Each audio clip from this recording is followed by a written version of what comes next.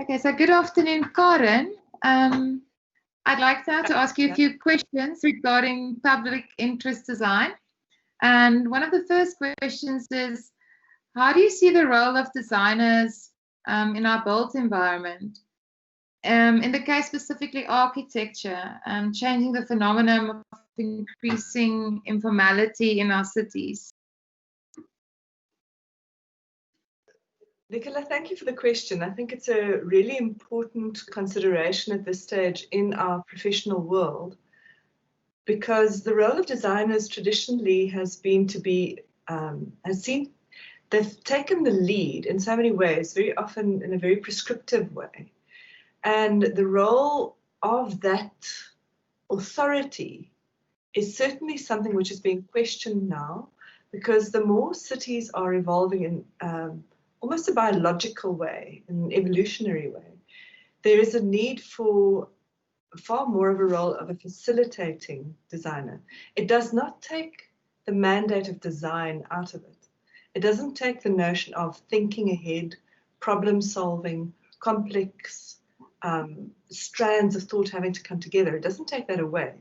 But it does take away that idea of the master architect or the star architect that from the Enlightenment period tended to be the person with all the answers.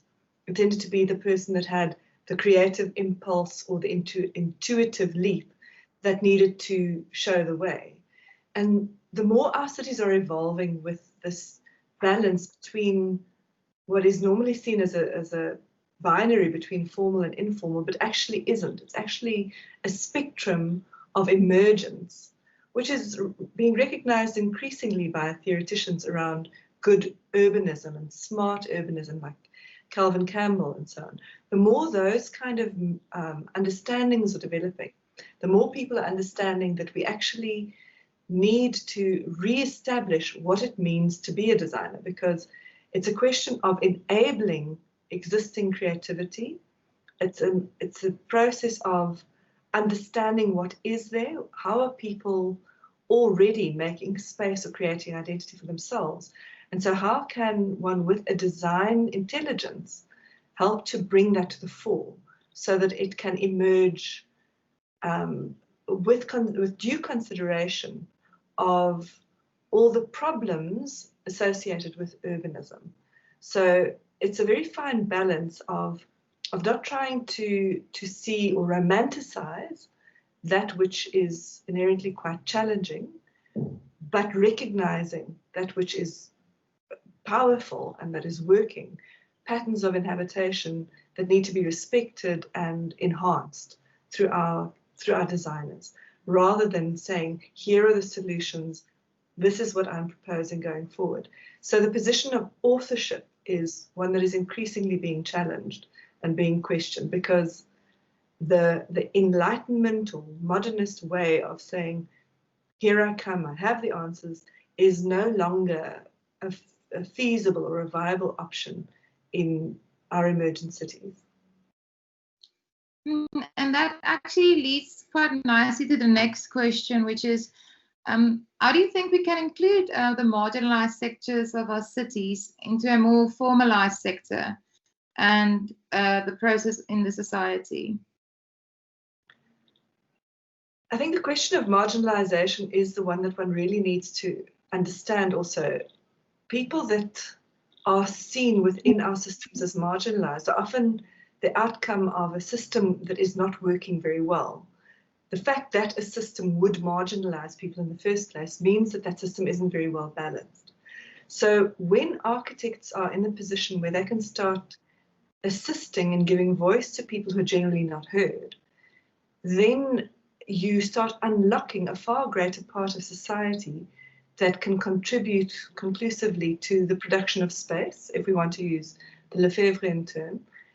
But it's more than that. It's saying that there is a way of co-production in the way that we not only make the built environment and make space, but in so doing, you're also contributing to the way that society works and the way that society is rebalanced. So I do believe that architecture holds a very strong and a powerful potential tool in helping to bridge that divide and to offer a platform for people who are often not heard to start expressing their views and to start participating actively in the way that cities evolve.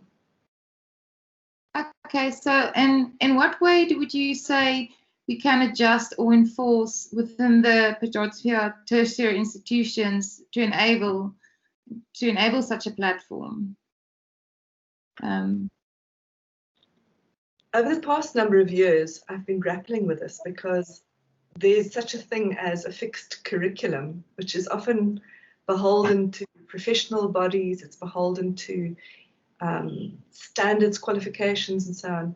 And how do you work within that to effectively give voice to what is seen in the mainstream as outside of the legal framework? So you're preparing somebody to take up their legal position, yet you are wanting to acknowledge what is not yet seen as legal. So there's a sort of a paralegal environment within which you need to prepare students to operate. So this is not something that can be done as a once-off thing. You fundamentally, and this speaks to something which I consider to be substantive transformation. There's a number of discussions and debates always about what does transformation really mean. And in our context, it really touches on the notions of epistemic diversity and the notions of different ways of developing knowledge. So when you look at your curriculum holistically and you say that from your first year through to your final year, you introduce and allow your student body to engage on a regular basis with a variety of sectors in your society, including those that are generally seen as marginalized, the more you open up that conversation and you allow that debate to happen, the better your chance that you will be preparing people with a professional degree who are equipped to be able to bridge those complicated divides, because complexity is something that you grow into. So the moral and ethical growth of your student needs to be constantly challenged with this notion of what is their reality, what is the reality surrounding them, and how are they going to serve that society that they are stepping into. So where the curriculum might be currently, and I'm not even speaking in the past tense, I think currently it's still seen that one is preparing students for the possibility of taking up an existing professional role, which puts the profession in a certain stasis, if you want to call it that, because the profession now serves a certain segment of society. If you want to start changing that, and you want to say we are no longer just serving a very elite segment of society, but we want to serve wider, then it is important to start embedding that at the tertiary level already, to start changing the whole attitude, not only the knowledge base. The knowledge base needs the support of the shift in attitude as well. And specifically now speaking about this year of COVID, it's changing drastically the way we engage with informal contexts. What are your thoughts on this? It has been a tremendous challenge because normally one has that possibility of the rich engagement of people and body language, and specifically in our country with 11 languages, very often you have intentions that are lost in translation. So one relies a lot on personal face-to-face contact.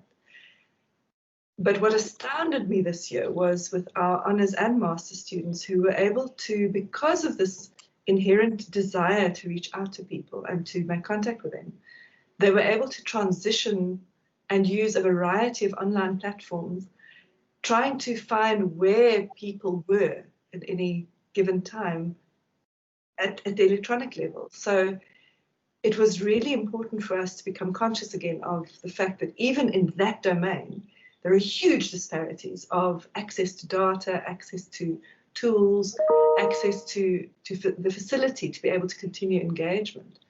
And despite all of those challenges, there was a huge, I would say, interest from people living in the informal settlements, NGOs that are supportive of them, people who are working in various sectors of our society that we're keen to keep connecting to our students and to continue on the kind of processes in which their voices could be heard. And so some of our students became very creative, and this was again where I saw the possible role that our design thinking can bring to this, because suddenly just the notion of being able to open up avenues and to say we are not blocked just by one challenge, we can creatively look for other ways of communicating. And I thought that that was very rich. I mean, this varied from having WhatsApp groups discussing certain things all the way to interactive community websites that reached out to Sweden and to Hong Kong and to America and to Mamelodi. So I must say, I think that if nothing else, COVID restrictions have actually just managed to convince me more that our profession and our students with their design thinking ability have an enormous role to play in the developing of our society and bringing the marginalized groups closer to the mainstream. Thank you so much, Dr. Combrinck. Thank you for your time and all your insightful comments. I really appreciate it. We will now move over to Jan. Jan, thank you so much for joining us this afternoon. Okay, the first question I have is, why should we include the informal or the marginalized sectors of our cities into our general climate change response strategies? Thank you, Nicola. Thank you for giving me a chance to talk about the work that we've done. I think for a long time, there's always been the thinking that we'll be able to develop our way out of informality, and that we will probably end up with cities that are formal throughout, and we can use formal processes and formal technologies that we know, and effectively we can, and we should have a city that therefore works as per given recipes that we know from existing literature. But I think, and Edgar Pieterse really emphasizes it quite a lot in his work, the notion that we will probably sit with informality for a very long time, if not possibly forever within our cities. And it's not necessarily always necessarily a negative factor. I think there are certain good aspects about informality, but there's obviously also aspects that needs to be addressed.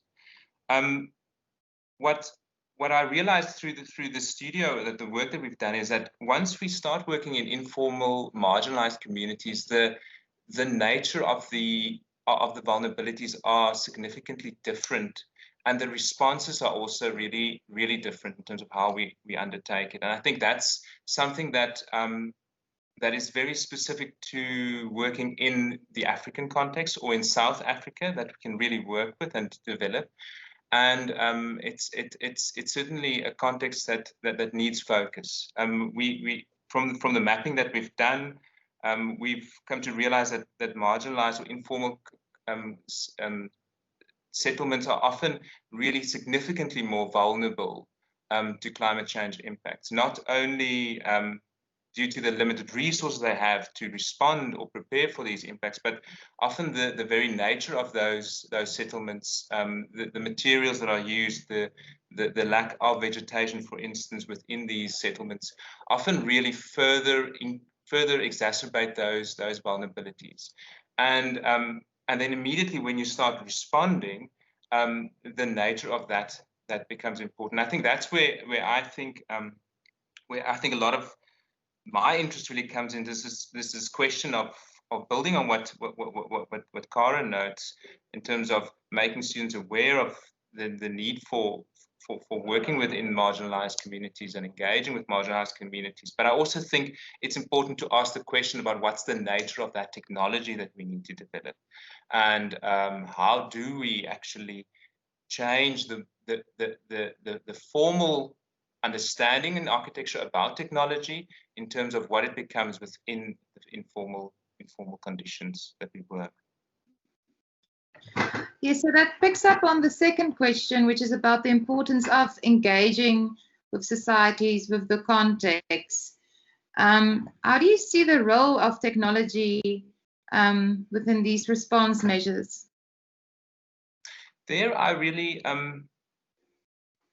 build on the work of Angus Campbell, who who noted, and I think it's such an important aspect, is the fact that one generally gets two forms of technologies, and I think it's all ingrained within a single solution. We often deal with what he calls the hardware, the technology that those are the stuff that we can specify. That's the stuff we can buy. That's the stuff we can take to a site, and that's often the stuff that gets a lot of attention. We have investors, they go and look for new technologies, the new solutions, and we spend time on that. But he also emphasizes the software within it, which in the way that he identifies it is the way that people engage with technologies. And I think we often see it in informal settlements, and we've also seen it in other sectors, for instance, in the work that I've done in the urban agriculture sector, where the way that people use these hardware or technologies suddenly changes the nature of the technology and actually brings new opportunities. And that is such an important aspect to understand, is that therefore there is certainly a high level of agency within many communities that one can actually work with. But to do that, one has to understand what that software, what the nature of that software can be, and how that can be used in a flexible manner. And I think that's really where a lot of this, the studio that we've dealt with this here, but I think a lot of the work that I think is important is where architects or designers starts considering that as a process of how do we introduce the software or the hardware, and what's with the processes around it that really creates that software that is a new form of technology, which means we actually generate new technologies within these communities on a daily basis. And I think one needs to acknowledge that in our designs. I agree. So as designers, or specifically architects, with our knowledge of these technologies, then how does the overlap work between societies and technologies? What is our role in terms of that overlap, actually? Yeah, I think that is, I don't think I've got the answer for that yet. But I think that's something that's been questioned by many over a number of years. Because certainly there is, like I noted, the software and the hardware that needs to be integrated and need to be allowed for. But I've come to realize that there's also an important shift in our understanding of technological solutions. And I think for a long time, we've worked towards the notion of efficiency, which sounds like a very sustainable approach, but I think Brian Walker and David Salt talks about that in their resilience thinking, about the idea that efficient solutions often lead to singular approaches or very solutionist approaches. So we've got a single solution in the end, or option to implement. And I think if you think about the notion that we need to look for ways of engaging with the hardware and creating options for software to develop, then actually we need to look at a totally different way, which might mean that we need to move away from the notion of pure efficiency, but rather to ideas of diversity, about ideas of modularity, ideas of flexibility, ideas where ultimately where we might not have the best solution from a very pure resource intensity point of view, but if you think of it from an understanding in terms of the community that uses it and the options that it leaves them in the end,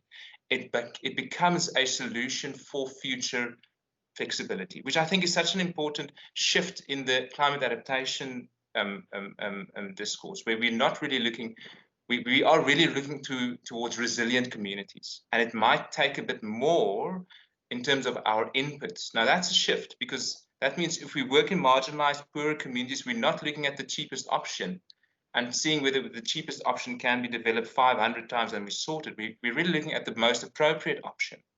And that's a different understanding of values that we need to understand. And that's a real shift that I'm not yet sure how we can conceptualize it in a quantifiable manner, because I think a lot of it's not really quantifiable. and we need to think of it in a much more broader, more holistic manner in the end. Okay, so this way of thinking then, would you say is something you can implement in the tertiary institution? Or how would you adjust the way we work within our institutions to bring up designers and architects and so forth? Are those ideas that you think can be added or implemented in such a way of teaching now? That's a discussion Carin and I often have, is about how we actually get it done. And that's very difficult, because I think it's important that architects can work within communities. And I think that has been simulated quite extensively, and the work that Dr. Combrinck's been doing over the years has shown that it can be done successfully. I think the difficulty lies in that fact with how do one develop technological solutions so we equip our students to understand technologies, because in many ways that's what a designer needs to be very well versed in, is the use of technologies. But how do we develop that to get feedback from a user in the end? Because that's the really difficult thing. And I still think we need to work quite a lot on that, because it's how do we actually simulate that in an ethical way, ultimately, because we won't necessarily be able to build every single solution that a student, designs in the end. But certainly there is that process of understanding, which we don't have lots of knowledge of, is how is it that people, how do they use it in the end? How do we document that? How do we document the process of changes within it? And so obviously there's certainly, I think, a need for more real built projects. What I would argue for is that projects where we start bringing in ideas of sustainability or climate adaptation closer to the ideas of community engagement, which I think often there's at times overlap, but sometimes there's not necessarily the overlap. And I think the overlap is such an important aspect. And then ultimately we need to find ways of learning more about it. How do people change spaces over time? And what's the resultant impact in the end? We need to understand that. Is it really beneficial or not? Which I think is something we really need to work on. So it's twofold in the end. Yeah. I see Carin wants to add something. Yes. I do. Yeah. To add to this, because I think Jan touches again on the thing that's really key here. And I think probably our big challenge, and I'm hoping that this conversation that you've started with us, Nicola, will sort of help to open up some of those thoughts as well. Because at the end of the day, we can want to move this knowledge project forward. We are held very often, we're held back by what is allowed to be assessed, what is valued by the powers that be that determine our validation, that determine our acknowledgement of our quality control, all of those kind of things. And the scholarship of engagement is something which is incredibly lacking in the overall discourse on how our curricula are evaluated. And what Jan is saying, and what both of us have been trying to do over the years, really does require the kind of opportunities where you have co-laboratories, where you have the opportunity to have people living in informal settlements and our students collectively finding solutions, coming up with the questions, finding the solutions, testing, seeing the impact. Those kind of scenarios should be possible. And definitely we have willing takers. Our students are keen to go that way. The people that we work with are keen to go that direction. What we need as a group, and this is within the entire profession, is to say that that kind of work has value, and that kind of notion of what public interest design is can be acknowledged and can be assessed and can be seen as something which is contributing to our overall curriculum.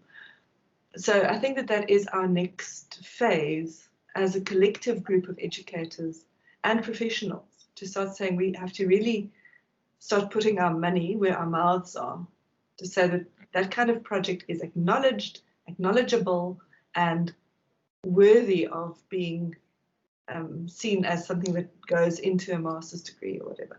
So to my mind, that's our next really important challenge. collectively. Which we're certainly looking forward to. Yeah. Good. Okay, thank you. Yes, yeah, I think that is really the aim of this platform, is to open up and connect people with ideas of education and projects and, whatever, in some random way or some way, just to evolve this idea of the role of the designer, and also the value that the designer, how the value or the role of the designer is increasing or forming within the society in any case. Thank you very much. Thank you, Thank Nicola. you. Thank you, Jan. Thank you, Carin. Dank julle.